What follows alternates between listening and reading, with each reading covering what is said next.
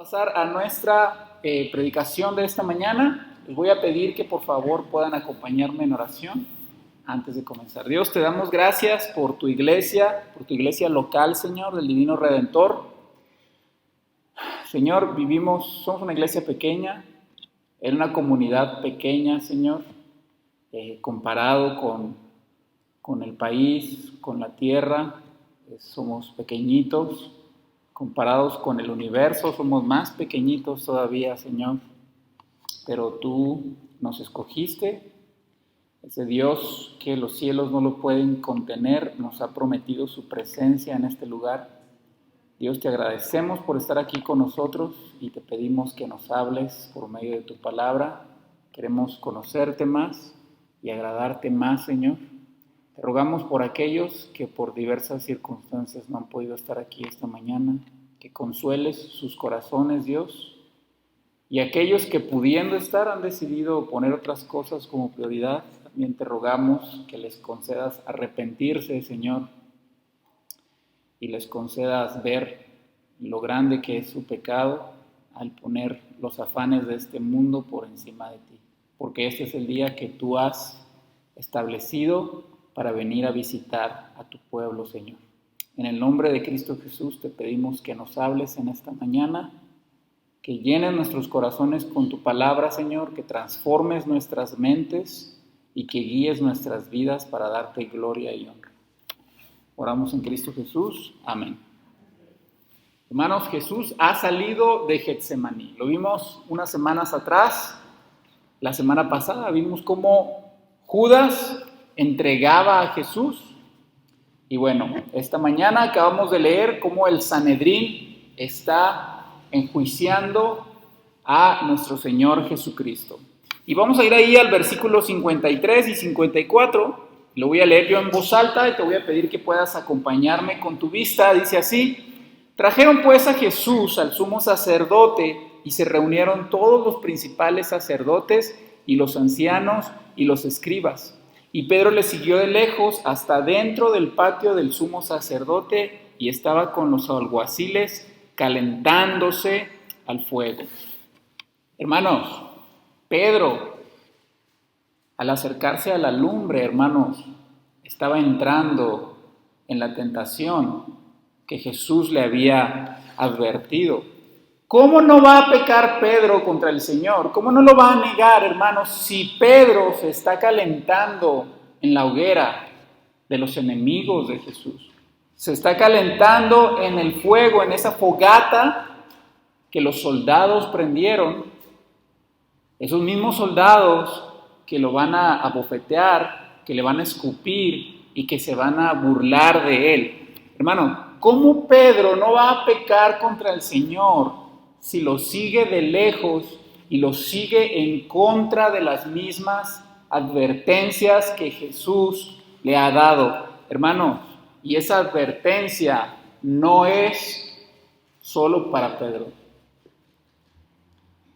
Le dijo a todos sus discípulos: he orado por ustedes para que no entren en tentación.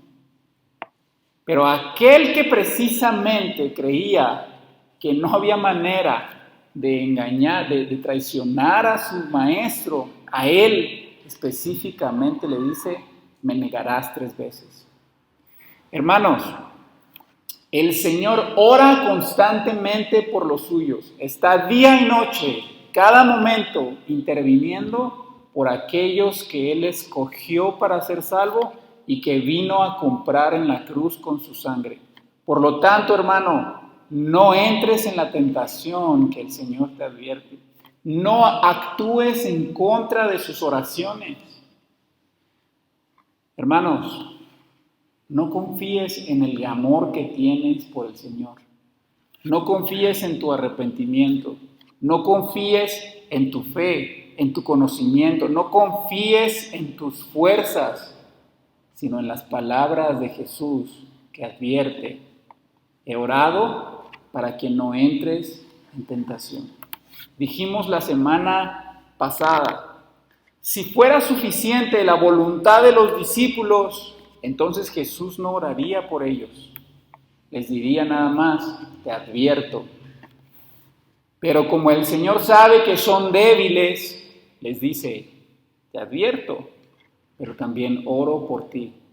Por lo tanto, hermano, sé consciente de lo débil que eres, de lo fácil que es tropezar, de lo fácil que es que nuestra fe falle, y atiende a las advertencias de tu Maestro y de tu Señor. No caigas en tentación. ¿Luchas con el alcohol? No vayas a lugares donde el alcohol abunda. ¿Luchas con el chisme? No entres en conversaciones que lo instigan. ¿Luchas contra el enojo? ¿Luchas con la inmoralidad? Hermano, ¿qué ves en tu celular? ¿Luchas con los celos? ¿Qué haces para alimentar tu lucha? ¿Qué haces para que tú mismo te metas el pie para tropezar en la tentación? Hermano, sigue las advertencias de tu Salvador, que por amor a ti te dice, he orado para que no caigas en ellas. Mira lo que pasó con Pedro. Él se sentía en su corazón que no podría traicionar a su maestro. Pero esa confianza en su propia carne fue lo que lo llevó a traicionarlo ese mismo día. Si le pasó a Pedro, que era uno de los líderes del grupo selecto de los discípulos de Jesús, ¿cómo no te va a pasar a ti también? Si le pasó a Pedro, que había pasado con Jesús los últimos años en íntima comunión, ¿cómo no te va a pasar a ti? Hermano, ¿estás consciente de que tu carne es débil? ¿Estás consciente de que si no fuera por la intervención fiel de tu sacerdote Jesucristo, no caminarías en fidelidad ni un solo minuto? ¿O crees que son tus habilidades las que te sostienen caminando en la fe? No te engañes. Escucha las palabras de tu maestro y ve los errores de Pedro. Hermano, estás calentándote en la hoguera de los enemigos de Jesús. ¿Dónde buscas tu refugio? ¿En amigos que te aconsejan ir en contra de su palabra? ¿En actividades que son abiertamente en contra de la voluntad de Dios? ¿En qué hoguera te calientas? Y mira lo que pasó con Pedro. Si es demasiado tarde, si has traicionado a tu Señor, si estás cayendo en pecado en estos días, en este momento, también hay esperanza para ti. Porque ¿sabes qué? Pedro traicionó a Jesús de manera cobarde. Pero ese día, hermanos, fue una lección valiosa para el apóstol. Y lloró amargamente. Y a diferencia de Judas, que fue y se ahorcó movido por su egoísmo y por su orgullo, Pedro vino llorando, arrepentido y humillado. ¿Sabes qué? La vida cristiana no se trata de personas que no vuelven a pecar. Se trata de personas que no son indiferentes a su pecado, porque definitivamente vamos a pecar. A veces accidentalmente, a veces intencionalmente, movidos por nuestros deseos. Pero hermanos, así como Pedro, que se equivocó, también vino arrepentido verdaderamente al Señor, y el Señor lo restauró. Por lo tanto, si estás en pecado, no hagas lo que Judas. Su orgullo lo alejó de venir humillado al Señor pidiendo perdón. Pero mira la vida de Pedro. Ese apóstol que era intemperante, que era movido por sus pasiones, que no era una persona sabia, era tosco, era brusco, pero el quebranto de sus pecados, hermanos, lo llevó al arrepentimiento y al crecimiento en Cristo. Por lo tanto, si tú fallas, también hay esperanza en ti, porque es por medio del arrepentimiento y del quebranto que el Señor obra en nuestras vidas. Si muchas veces vemos la vida cristiana como el ideal de nunca pecar, hermanos, el único que no pecó fue Jesús. Por eso lo necesitamos, porque sí somos pecadores. Por lo tanto, no confíes en tus fuerzas y atiende a la advertencia de tu Salvador, que dice, estoy orando para que no entres en pecado. Y así como estuvo disponible el perdón para Pedro, también está disponible para ti. Si te humillas y le pides perdón. Hermanos, vamos a leer versículo 55. Y los principales sacerdotes y todo el concilio buscaban testimonio contra Jesús para entregarle a la muerte, pero no lo hallaban, porque muchos decían falso testimonio contra él, mas sus testimonios no concordaban.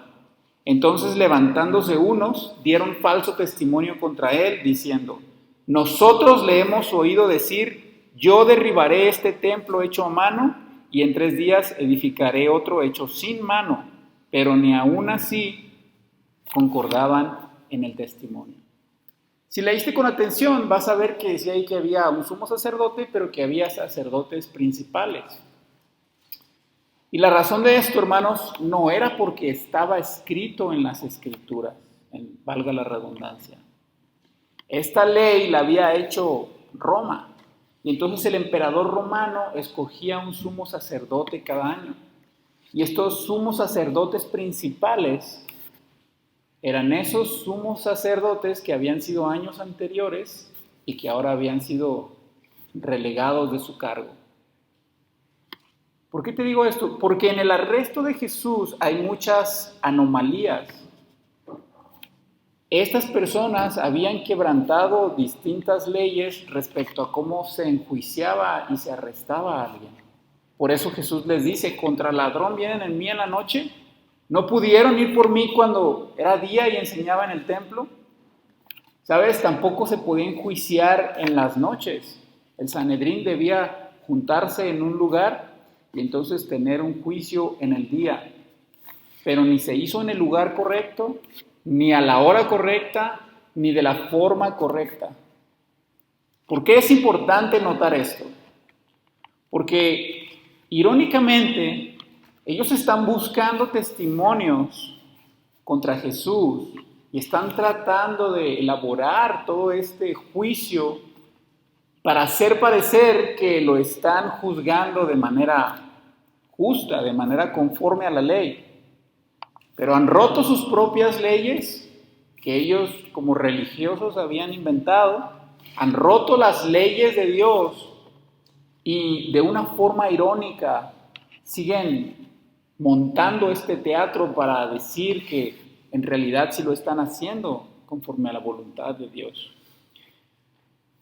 Estos pasajes, hermanos, son quizás los más claros para evidenciar lo muerto que es una religión externa.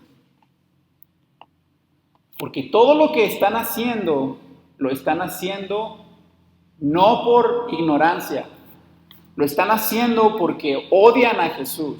Y odian a Jesús porque Jesús ha evidenciado su hipocresía, su pecado, su maldad. Y entonces quieren asesinar a ese hombre que es la luz del mundo y que ha puesto en evidencia su pecado. Hermanos, este es el gran engaño de una religión vacía, que ellos aparentan querer honrar a Dios, pero todo lo que están haciendo, que tanto intento por hacerlo de manera ceremonialmente correcta, en realidad están violando el principio esencial de la ley de Dios, que es amar a Dios con todo tu corazón y amar a tu prójimo. Todo lo que ellos están haciendo no es movido por amor a Dios ni por amor a Jesús, al prójimo. Lo están haciendo por amor a su propio yo, porque ven su protagonismo en peligro, porque ven su religiosidad en peligro, porque ven sus intereses personales en peligro, pero no porque ven la gloria de Dios como siendo ofendida, como buscando justicia, sino como buscando sus beneficios personales. Hermanos, esta es una lección importante para nosotros, porque si tu cristianismo no se trata de amar a Dios y a tu prójimo, estás cayendo en el mismo error que estos sacerdotes e integrantes del Sanedrín. Vives una religión muerta de obras externas. Hay personas que vienen a la iglesia por años, ofrendan, cambian su manera de hablar, cambian ciertas conductas de su vida, pero en su corazón ni aman a Dios ni aman a su prójimo. Y esta es una pregunta crucial para cada cristiano. ¿Amas a tu prójimo? ¿Amas al que está sentado al lado de tu banca? ¿Al que está atrás de ti, adelante de ti? ¿Tú verdaderamente lo amas? Porque es increíble, hermanos, que haya personas que tienen años viniendo a la iglesia, pero no están dispuestos a ir a pedir perdón, no están dispuestos a perdonar, no le hablan a tal hermano, sienten desprecio por el otro, no son un buen ejemplo para sus vecinos, tratan mal a su esposa o a su esposo. ¿Qué clase de cristianismo es ese, sino un cristianismo completamente vacío? ¿Y sabes por qué debemos preguntarnos y examinar nuestro corazón? Porque estos hombres que pregonaban conocer tanto a Dios y servirlo, recibieron más condenación que los recaudadores de impuestos, que los asesinos, que las prostitutas. Hermanos, porque ellos conocían, recibieron más gracia que aquellos que estaban perdidos. Todo su pecado fue en pleno conocimiento, pero decidieron ir en contra de Dios por su propio beneficio personal. Así que debes examinar todo el tiempo, cada día, tu corazón. ¿Yo soy un cristiano de verdad o vivo una religión vacía? ¿Amo a mi prójimo? ¿Amo al Señor? ¿O simplemente vivo una religión externa sin un cambio verdadero en mi corazón? Hermanos, y este es el peligro de vivir un cristianismo de instrucciones. ¿Alguna vez has escuchado ese tipo de sermones? 3 pasos para ser una buena persona. 5 tips para vivir en victoria. 10 cosas que debes hacer para ser feliz. O 4 maneras en las que puedes reclamar las promesas de Dios. El cristianismo no viene con ese tipo de instrucciones, hermanos. No hay 5 pasos para amar a tu prójimo. El cristianismo es que somos pecadores y que desesperadamente necesitamos a un Salvador perfecto, porque somos débiles y debemos venir cada día a Él. Esa es la única fórmula del cristianismo. Lo demás es personal. No vivas un cristianismo de instrucciones, no vivas un cristianismo solo enfocado en la conducta, porque entonces caerás en este error. Ellos se sentían tan orgullosos de su religión, de su fidelidad, y mira, resultaron más enemigos de la cruz que aquellos a los que ellos señalaban como los peores cristianos, los peores pecadores. Si tú estás aquí y no eres un cristiano de verdad, recibirás mayor condenación que los que están allá afuera y nunca han puesto un pie aquí. Imagínate cuán gran juicio es ese, que conociendo deciden aferrarse a su propio pecado y a su propia conveniencia antes que dedicarse al Señor. Hermanos, estaban cegados. Oremos para que no seamos de esos, que estemos engañados en la religión externa que da la gloria a nosotros y no al Señor. Y el mejor indicador de eso es si amas a Dios y amas a tu prójimo. Si no puedes amar a tu prójimo, a quien ves, ¿cómo amarás a Dios a quien no puedes ver? Dice el versículo 60. Entonces el sumo sacerdote, levantándose en medio, preguntó a Jesús, diciendo, ¿no respondes nada? ¿Qué testifican estos contra ti? ¿Qué testifican estos contra ti? Mas él callaba y nada respondía. El sumo sacerdote le volvió a preguntar y le dijo, ¿eres tú el Cristo, el Hijo bendito? Y Jesús le dijo, yo soy. Y veréis al Hijo del Hombre sentado a la diestra del poder de Dios, viniendo en las nubes del cielo. Hermanos, dentro de las numerosas cosas que hicieron los sacerdotes del Sanedrín en enjuiciar a Jesús, esta es una de las que resalta más. La pregunta que estaba haciendo el sumo sacerdote era porque los testigos falsos que ellos habían contratado no habían podido hacer culpar a Jesús. Y entonces este hombre enojado y desesperado le hace una pregunta directa que lleva en sí misma la acusación que buscaba. Este tipo de preguntas no se podía hacer por el sumo sacerdote. De hecho, en un juicio, cuando estaban la corte ahí y este grupo del Sanedrín, en realidad lo único por lo que ellos podían hablar era para defender al acusado. De otra manera no podían hacer ningún tipo de preguntas o comentarios. Pero incluso la corte estaba en contra de Jesús. Y es interesante cómo el sumo sacerdote no le pregunta nada más, ¿eres tú el Cristo?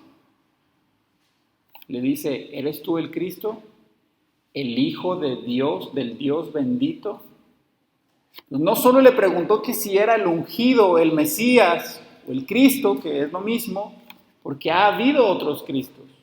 Hubo otros ungidos, hubo reyes que fueron ungidos, los sumos sacerdotes eran ungidos, pero el sumo sacerdote que le preguntó esto sabía que si Jesús era el Mesías, verdaderamente necesitaba ser el Hijo de Dios.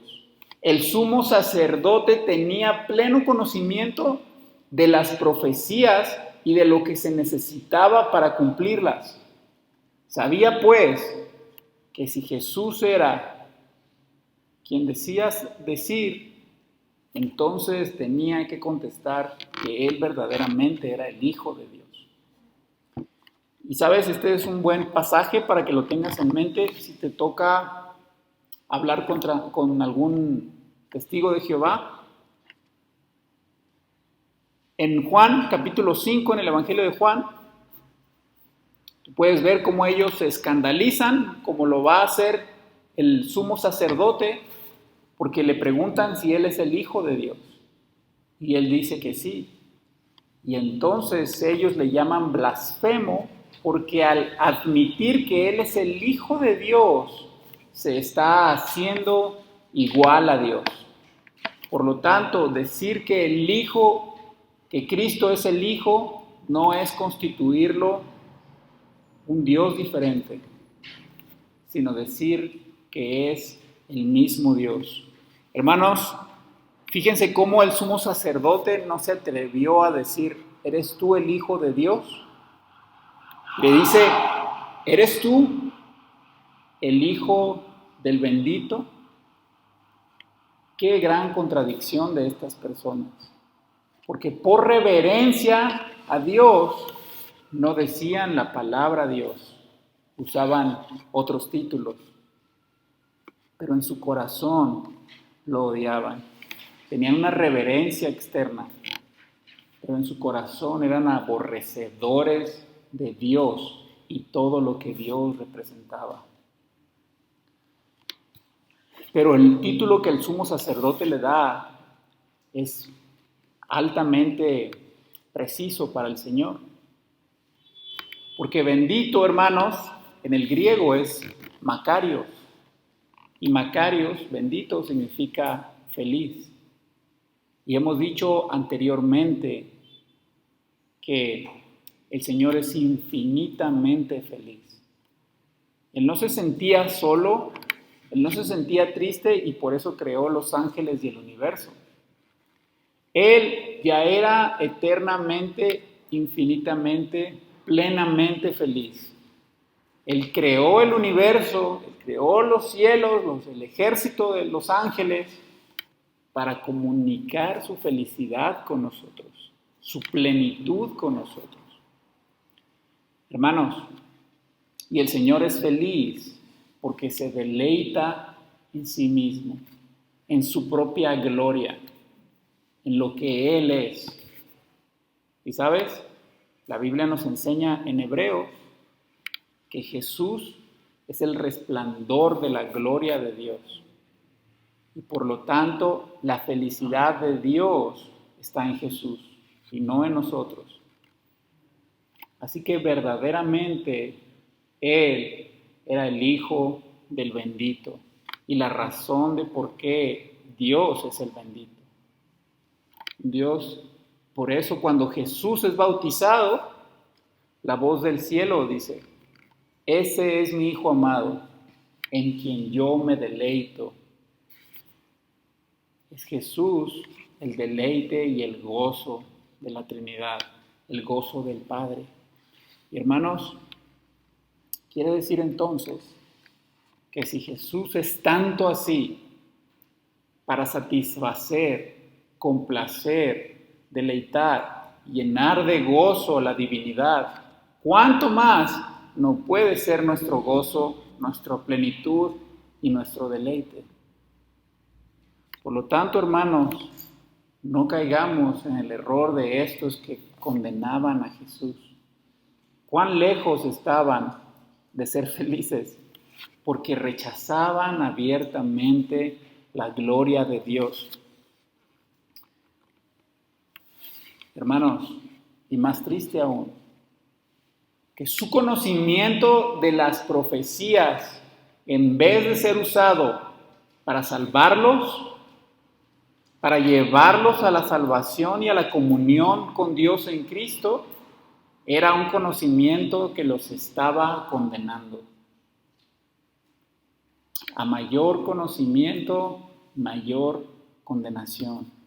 Por eso debes preguntarte constantemente y, como dice Corintios, examinar tu corazón. ¿Has nacido de nuevo? ¿Amas a Dios? ¿Amas a tu prójimo o solo vives una religión externa? Hermano, qué triste es pensar que la Biblia misma, y ellos habían leído esas profecías, la Biblia misma profetizaba acerca de estos hombres impíos que condenaban injustamente al Mesías. Ellos habían leído estas profecías.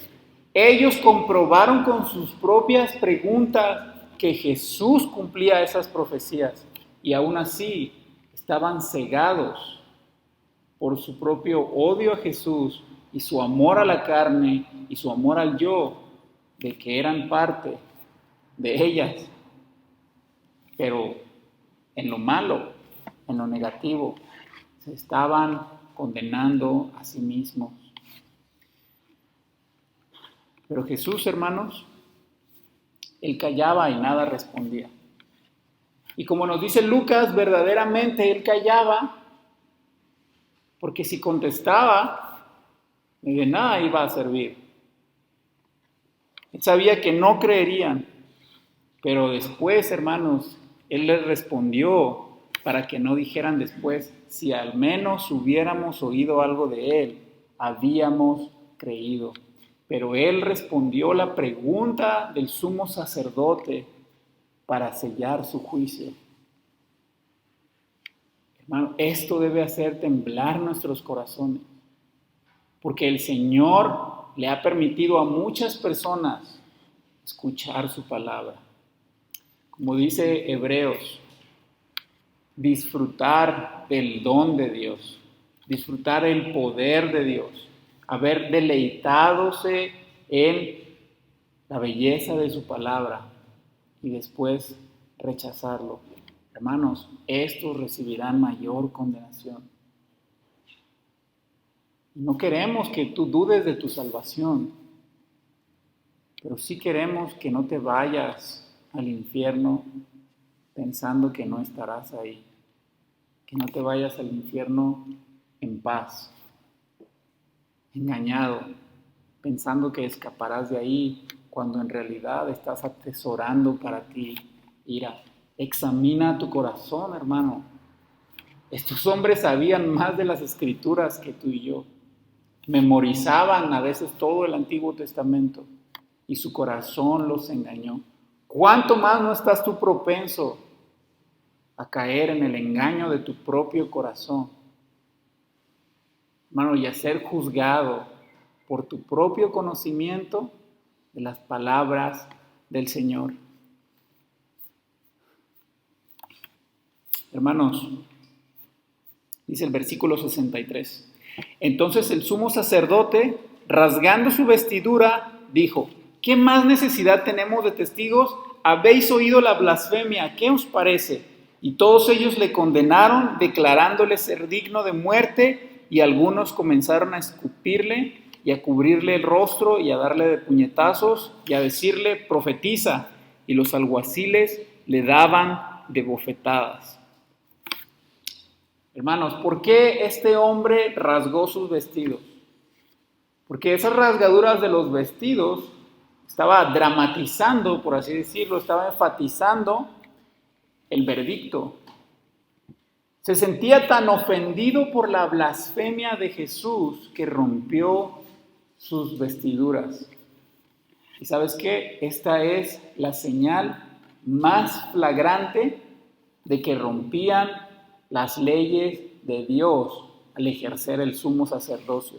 Porque un sumo sacerdote no debía romperse las vestiduras. ¿Y sabes qué estaba haciendo este hombre? Sin saberlo, estaba profetizando que este sacerdocio humano, levítico del Antiguo Testamento, se terminaba. Estaba quedando atrás, porque venía un nuevo sacerdocio. En el Antiguo Testamento leemos cómo el sumo sacerdote entraba cada año para ofrecer sangre de un cordero perfecto por los pecados del pueblo. Y como los animales no podían ser ofrecidos como parte de un sacrificio eterno, cada año debía entrar. Y ese sumo sacerdote tampoco era perfecto y cada año debía entrar. Pero Jesús ofreció una sola vez y para siempre. Y por eso cuando le preguntan: ¿eres tú el Hijo de Dios, el Hijo del bendito? Él le dice: sí, sentado a la diestra del poder, y vendré en las nubes. Él mismo estaba diciendo: yo soy ese sacerdote que se sentará, que ya no tiene necesidad de entrar cada año a ofrecer, que ya no tiene necesidad de cada año sacrificar algo, porque el sacrificio que Él hizo es perfecto una vez y para siempre. Así que Caifás, al rasgar sus vestiduras, estaba anticipando lo que Jesús haría, terminar con ese sacerdocio. Hermanos, también es importante saber esto, porque a veces las personas dicen: No, es que usted ore por mí porque Dios lo escucha más a usted. Usted está más cerca de Dios. Eso no es verdad. Es más, ¿sabes qué? Eso un poco se deriva de la tradición de los católicos romanos, donde van con el Padre. Pero ¿sabes qué? Ni yo soy el sacerdote, ni nadie de esta iglesia, ni el mejor predicador es el sacerdote. Tú tienes un solo sacerdote y estás sentado a la diestra del poder. Y puedes ir directamente con confianza al trono de gracia, porque Él vino y se humilló. Hermanos, quiero terminar con esto. Jesús callaba y la profecía decía que Él iba a callar como un cordero que enmudece delante de sus trasquiladores. Él verdaderamente no abrió la boca en este juicio. Cuando está delante de Pilato tampoco va a abrir la boca, porque estaba demostrando su mansedumbre y su paciencia. Hermanos, hay algo en la doctrina bíblica que se llama federalismo. El federalismo explica que Adán era la cabeza de la humanidad, era el representante de la humanidad. Adán era nuestra cabeza federal. Cuando Adán fue probado por Dios, todos nosotros estábamos siendo probados en Adán. Si Adán aprobaba, el pecado no entraba en el mundo, por lo tanto no había necesidad de un Salvador, porque Adán no cayó en pecado. Pero como Adán cayó en pecado, hermanos, todos nosotros nacemos en Adán y por lo tanto nacemos en pecado. Él es el padre de la humanidad.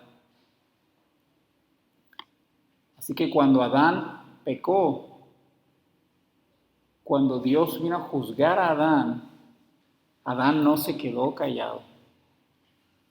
Adán culpó a Eva. Pero cuando Cristo vino y fue culpado injustamente, Jesús cayó. Y en el silencio de Cristo, Adán es justificado, tú eres justificado, yo soy justificado. Hermanos, Jesús estaba siendo burlado, escupido y ultrajado por los soldados. El Evangelio sigue siendo una burla para los que están allá afuera. Pero la obra que hizo Cristo es nuestra gloria y nuestra esperanza. Y mira con la mansedumbre que Él conquistó la muerte. La paciencia con la que Él derrotó el pecado. ¿Cuánto amor no necesitas tú que el Señor te demuestre? Ya lo ha demostrado todo. ¿Cómo no te va a amar? Sí, hermanos, su humillación es más grande que si los ángeles se convirtieran en gusanos. Cuán grande fue su mansedumbre, su paciencia, su humildad por venir a ser el sumo sacerdote de los suyos. Y por lo tanto tienes confianza en Él para seguir viviendo tu vida cristiana. Hermano, ¿te sientes desanimado para agradar a Dios, para vivir para Él? ¿Ves las circunstancias y te derrumbas? Problemas con la familia, problemas en el trabajo, problemas económicos, problemas de salud. Piensa en tu sacerdote. Sufrió lo que tú no tienes que sufrir. Lo sufrió por ti. ¿Cuánto más amor podría Él expresar? Lo expresó todo, hermano. Medita en la obra de Cristo para que tu corazón se avive, para que tu corazón arda de amor por Él. Porque no hay otra manera, a menos que quieras vivir una vida religiosa de obras externas, sin amor por Él y sin amor por tu prójimo. Vamos a hacer una oración para terminar. Dios, te damos gracias por tu palabra y te rogamos que por lo que meditamos en las Escrituras, Señor, avives nuestros corazones y podamos vivir para ti, amándote y amando a los que están a nuestro alrededor. En el nombre de Cristo Jesús oramos. Amén.